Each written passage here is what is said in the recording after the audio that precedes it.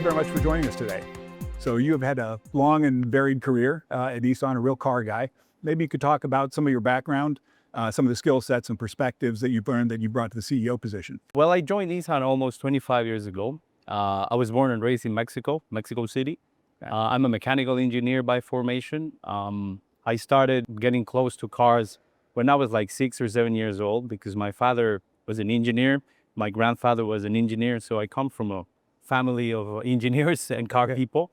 So since I was very young, I was working cars with my father, changing brake pads and doing all these things. Then when I was around 15 years old, I discovered Nissan in a different way. So first, Nissan is a very popular company in Mexico. We started like operations around 1960s. The first factory outside of Japan was established in Mexico. So you can imagine the brand is very present in Mexico. But it was known more as a company that makes reliable, affordable cars. Yeah. When I was around 15 or 16 years old, I discovered the 300 ZX, which is one of my favorite car in a way, or Nissan. And it made me look at Nissan in a different way. So this was a very strong influence into myself, growing with cars, discovering the power of Nissan and what Nissan was capable of doing when it came to technology. And this is one of the reasons that drove me to join Nissan. So I joined Nissan in Mexico as a product planner. So what I was doing was working with commercial vehicles, doing specification checks, starting to design the strategy of commercial vehicles for Nissan in Mexico. After that, I was assigned temporarily here in Japan. The headquarters was still in Ginza back then, but I spent around 6 months here in Japan working for a special project. And then after that, I went back to Mexico, worked in marketing, worked in sales. I was the head of a fleet sales department in Mexico for around 2 years. So I got very close to customers and understanding how they experience and live products. I also had the chance to get close to our dealer network and understand from their perspective how the business is run. So that gave me a lot of sensitivity to the downstream side of the business. After that, I was offered my first overseas assignment, which was in Thailand. So I spent 2 years in Thailand working for the Southeast Asia region. My main job was to first establish the program director's office, which is the function that basically oversees new vehicle projects. And I was assigned to do that and also to lead the first exported car from Thailand to Japan, which was the Nissan March. So I was working there from 2008 to 2010. So I spent a couple years. Then I went back to Mexico again, overlooking at the whole South America as a head of planning. So the total responsibility of lineup planning for Mexico and South America, I was leading that. It was an interesting experience because it was the first time I was managing a multicultural, cross-functional, cross-regional team. So we had offices in Brazil, Argentina, and Mexico. Different nationalities, different agendas from the different markets. And it was an interesting exercise to learn how to drive a larger organization, how important a vision is, and a strategy, and how important it is to engage people towards a common goal. After that, I was assigned to Europe. So I was appointed there the vice president for product planning and strategy. So I spent a couple years there, same thing. Multicultural team, one of the most challenging markets in the world, the European market, where you compete with the big leagues. So you have the German manufacturers there, who are very, very competitive. So it was a very good learning in terms of competitiveness, designing strategy, and understanding how tough the market can become when you're a small player. Because I was coming from a market like Mexico where we were the big boys, so it was easy, let's say, to compete. But then you suddenly are coming into a market where you're a small fish and the strategy and the thinking should be different. So I spent 2 years there.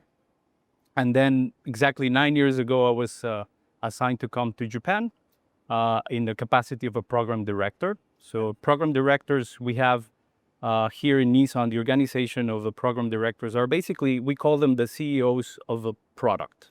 So these are people that have around 4 or 5 products under their responsibility. And they are in charge of planning the future product, but also to manage the existing product that is sold. And they are sitting at the center of the organization with product planning, manufacturing, engineering, finance, marketing, and sales, everybody moving around them. And they are, as I said, the CEOs of a program. So I was in charge of the D segment, basically products that are sold in the US and China back then. Products like Murano, like Altima, like Pathfinder, this kind of large vehicle. So I spent around almost 2 years as a program director. And then I was appointed the vice president of product strategy and planning for Nissan globally, which was, first a really exciting opportunity for me, coming from where I started. You heard my story, Nissan fan, and starting from the very ground up, and then suddenly having the opportunity to work in the central office in charge of a total portfolio of a company, working very close with the head of design and designing the product of the future. So was really, really exciting. And after that, I was appointed the chief planning officer, which is a job that oversees design, product planning, and basically the whole area of future product development. And I was in charge of that for around 4 years, a little bit less than 4 years. And then suddenly the big news came of, hey, we'd like you to be the next CEO of Nissan. And well, I was shocked in a way, humble, but very happy and very pleased to have the opportunity to lead this wonderful company that I've dedicated my life to. Yeah. Oh, very So good. that's in short my story and my history in Nissan. Yeah. Very good.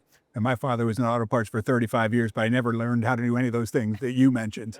But you certainly have seen all parts of the business. So all the major auto manufacturers are global in nature, but Nissan is a little unusual in terms of their structure and their history. So with that background, how do you navigate in terms of getting all the global operations cultures onto a single strategy and execute a game plan? Well, in a way, maybe I would say it's easy for me because I always say, like, I'm Mexican, but I was born and raised in Nissan because this is where I started my journey. And I know almost everybody in the company. I know so many people because I worked in all these markets that I explained to you. And of course, people comes and goes and they move around, but they're always there, and you're always working with somehow the same set of people in different capacities, but you're still working with them. So in a way, I have a very deep network in the company. I also understand, because of all these roles that I've had and that I've moved around different regions, I understand where our strengths lie and also where the areas of opportunity are. Spending all my life in Nissan, I know how to deal with Japanese culture, Japanese business culture. Right. In a way, it's somehow easy for me, I would say, because I'm not seen as an outsider. I'm part of a company, and the people that I work with today, I've worked with them for the past 15 years or so in the same different capacities, but always working together to find a common goal. So when I was appointed CEO, first thing I did was to, of course, relook at what the state of the business was and choose my team. Yeah. So we made some changes in the senior leadership team.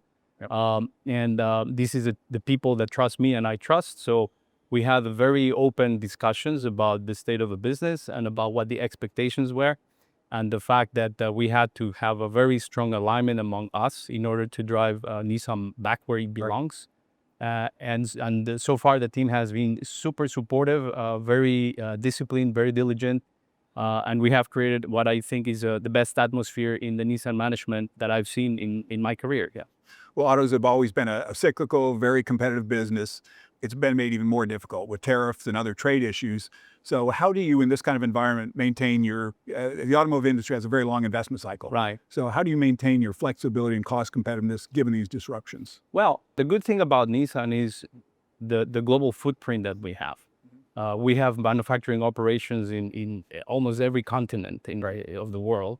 The difficulty was that we were too big for the revenue that we were commanding. So we couldn't entertain such a big industrial footprint in terms of capacity. So with the Re-Nissan plan, what we did was to resize this industrial footprint, but keeping the flexibility. So we keep our coverage worldwide in terms of industrial operations, which is a very good thing these days because with all the geopolitics that are happening, every week you wake up and you read something new. So having this flexibility is, of course, a good strength, which we are keeping. but we are resizing a bit the total capacity that we have installed in our industrial system. But that this provides, again, the flexibility, the easiness to transfer production, the easiness of looking at our supply chain and optimizing, like what we are doing today with tariffs. To give you a few examples, in the US, we are accelerating some transition of components from today having some duties or tariffs burden to places where we don't have the tariff burden. And we can do that because we have a strong supply chain base and a strong engineering network in the different plants where we operate. And this is what we're doing. One of the things that we are leveraging on to make front to the tariff situation. Yeah. Okay. And the Re-Nissan plan, you lay out some very specific targets. How is it going so far? And have you had to change any of that because of what's been going on in terms of tariffs? Yeah, well, the targets, as you said, were very specific. So we're aiming to saving 250 billion yen in fixed costs and 250 billion yen in variable costs versus the FY24 result. And we have put in place a lot of measures. Of course, on one end, on the fixed costs, you have a restructuring of the operations, where we had to take make some difficult decisions, like closing some factories, one here in Opama and the others so far in Mexico. We also reorganized our production and industrial footprint in India. We also stopped production in Argentina. So we have made a lot of progress in a relatively short amount of time. And this is showing already. Our fixed costs are coming into a lower base because of the amount of depreciation that you're carrying less so. And this will be even more next year, because then you will start seeing the full year impact of having written off some of these fixed costs and starting to see the depreciation costs going down. On the variable cost side, we put in place a very specific program. First, we appointed a leader for it. His name is Tomita-san. He's a great engineer, and he is our chief transformation officer for the cost part, and he's leading this variable cost effort. And what we basically did, or what he basically did, was to put in place what we call obeya. Obeya is a Japanese word that means big room. So you put all the functions in this big room with a common goal, a common vision, common target. And then they were just tasked with the big challenge of finding these 250 billion yen on variable cost reduction. So they went into looking many things, starting from revisiting our standards for design of cars, relooking at new technologies, new processes in engineering, new material applications, checking if the specifications of a car were in tune with the market or not. So a multitude of activities that were deployed across all the portfolio. And we start to see now the fruits. So he came up, or the team has come up with around 4,000 ideas that are now on the way to be implemented. It's a bit of a long process, because as you start identifying the ideas, you then have to validate that these ideas are technically possible. Third, that they are making economic sense. And once that is done, you can release the engineering change, right? But between releasing an engineering change and seeing it into production, there's still some time, because you have a stock of parts, you have a stock of cars. So it takes some time, but we start to see the ramping up of the savings coming through. So the progress is good, is solid, but we still have a lot of work to do. Right. Okay. So as a result of what's going on lately, you haven't had to change from Re-Nissan in terms of the long-term manufacturing footprint? No, actually, when we started Re-Nissan, we already did this with the thinking of where we wanted to be in the future. Understanding that there were things that we had to protect, as we were saying earlier. The geopolitics were already taken into consideration. We already understood well which areas of our industrial footprint were competitive, which areas we needed to protect for flexibility. And we just, set a bit the plan chronologically to start moving into the restructuring of the different sites that we have identified. Okay, very good. Speaking of electric vehicles, so it seems like the industry and the market is changing the forecast in terms of the adoption globally. Is that something that you also change your forecast, and how does that affect your production? Right. No, you're absolutely spot on. And we've seen changes in many markets in the world. Probably the one that has changed the least is China, where you still see a new energy vehicle mix strong. There's some adjustment in between the EV and the plug-in hybrids, but the reality is the mix of new energy vehicles is still strong. Then you have Europe, where there was a deceleration indeed that started when some of the countries started to remove the incentives or the subsidies for electric vehicles. Right. So we started to see a little bit of a slowdown. We do think that the electric vehicle will remain as a final goal, let's say. We start to see a window of more hybridization in the market. So, and this is true for Europe and also true for the US. Right. In the US, we see the same phenomenon after some subsidies being removed, which is actually happening as we speak. Yeah. We do see some deceleration of the EV and some acceleration of the hybrid market growth.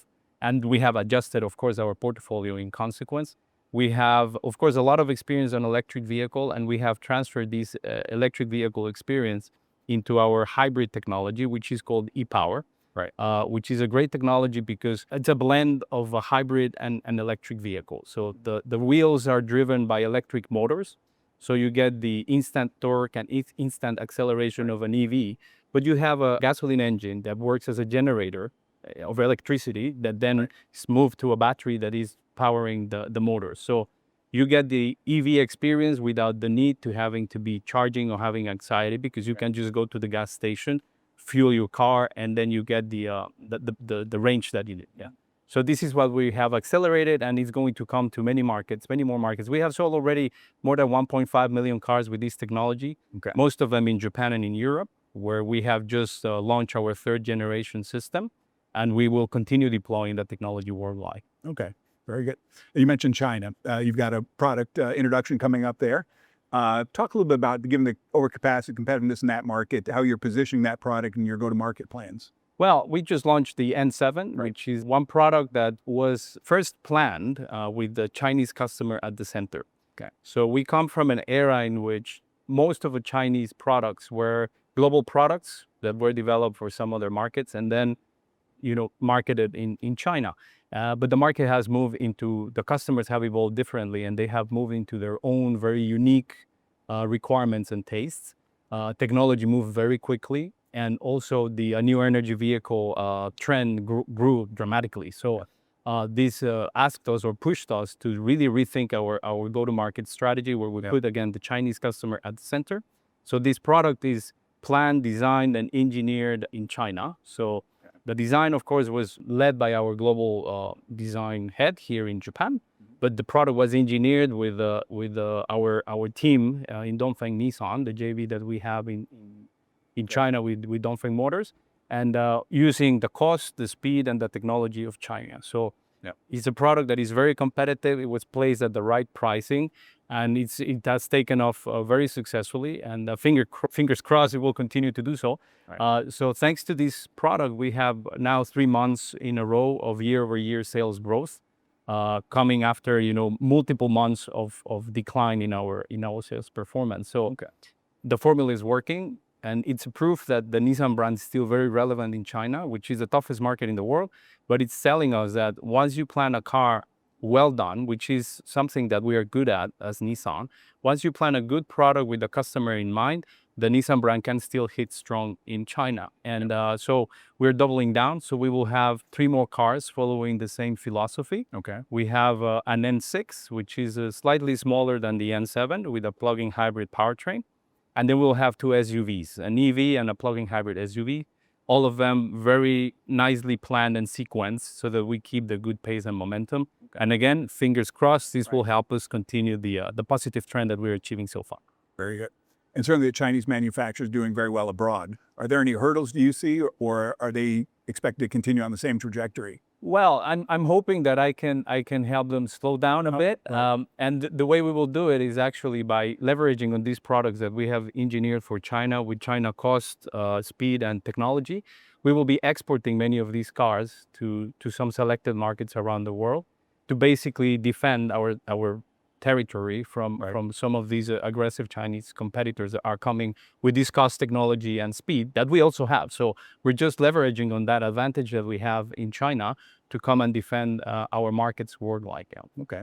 In terms of product development, how are you using AI intelligent vehicles, and how does your partnership with other manufacturers play into that in terms of innovation, technology, and cost efficiencies? Well, AI is really changing the way we do things. Yeah. And as part of Nissan, one of the targets that we gave ourselves was to shorten our development process. Right.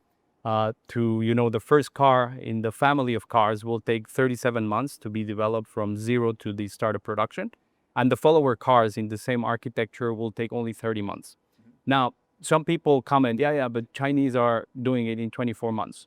Yes, when you do that for one market. In our case, this is multi-markets. As we were saying earlier, we have a very wide footprint of operations.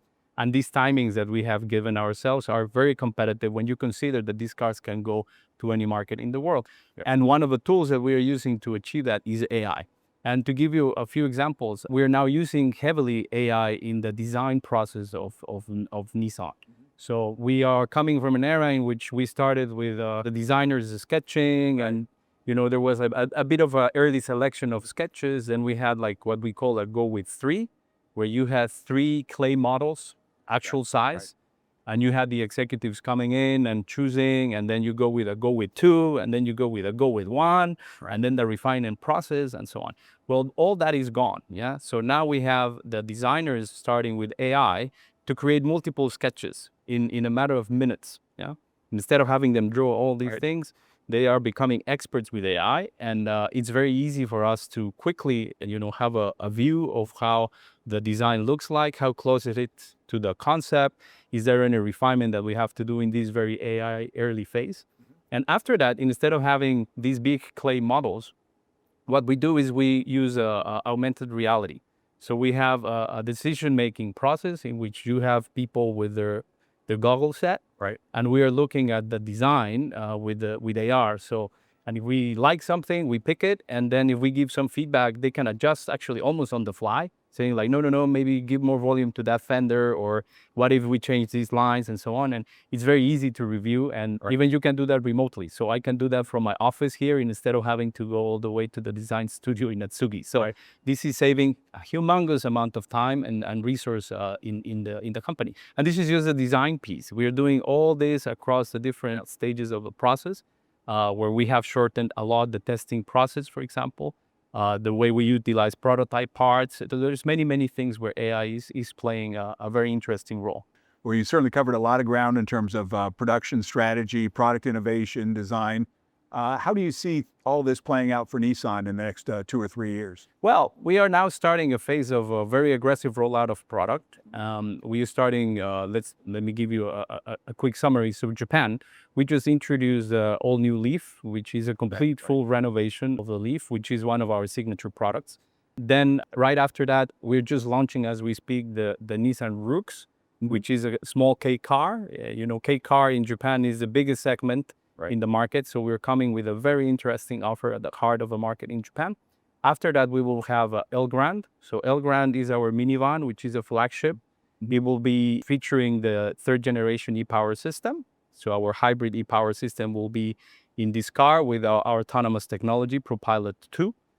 Completely hands-off technology that you can just let the car drive for you. And this will be coming in the Elgrand. And then right after that, we will have a renewal of the Kicks. So all new Kicks. And all that happening in around 14 or 15 months. Right after which we will introduce the Nissan Skyline, which is what I want to call an icon of speed, not only because of what Skyline represents as a car for a customer, but because it will be the first car that will be running under our new process of accelerated development. So it's an icon of speed for what it is, but also for what it represents inside a company. So that's the case of Japan. Then moving to China, I think China, I elaborated a bit. So we have N7 that was just launched. We will have the N6. Then we have 2 SUVs. And we have also introduced a plug-in hybrid pickup in the market. And all of these products will be exported. As I was mentioning, we recently established an export JV company with our partner Dongfeng to accelerate the export of these models. And with this, as I was mentioning, we will have a good way of competing with our Chinese competitors in Chinese terms by using cost, technology, and speed. And then we have the case of the US. And in the US, we started already some time ago with the Armada, which was just launched, our full-size SUV. It's working very well. It's a fantastic truck for the US market.